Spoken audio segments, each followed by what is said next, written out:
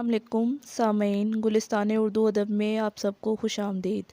उम्मीद है कि आप सब खैरियत से होंगे। नए आने वाले व्यूवर्स से गुजारिश है कि मेरे चैनल को सब्सक्राइब करें ताकि नई आने वाली हर वीडियो का नोटिफिकेशन आपको मिल सके।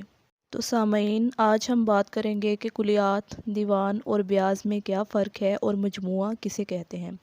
ये सवालात अमूमन उर्दू लेक्चरर्स के इंटरव्यू के दौरान पूछे जाते हैं।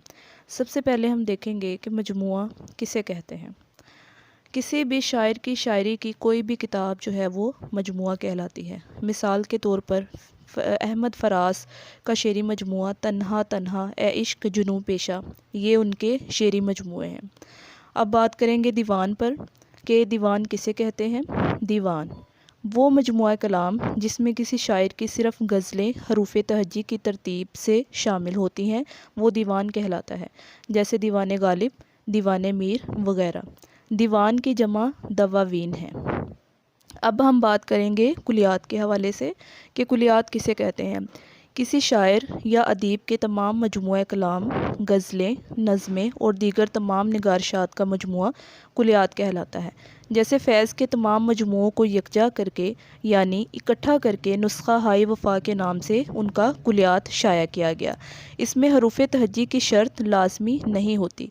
इसी तरह मीर तकी मीर के 6 दवावीन को यकजा करके कुलियात गज़लियात मीर के नाम से मुंतखब किया गया।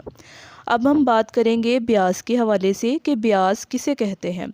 ब्यास वो कॉपी या डायरी जिसमें शायर अपने अशार नोट किया करता है, या शायर का वो कलाम जो अभी शाया ना हुआ हो और वो अपने इस कलाम को किसी डायरी में लिखता हो, तो वो ब्यास कहलाएगी।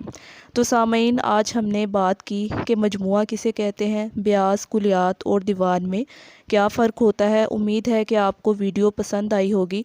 मेरी अगली वीडियो का नोटिफिकेशन हासिल करने के लिए मेरे चैनल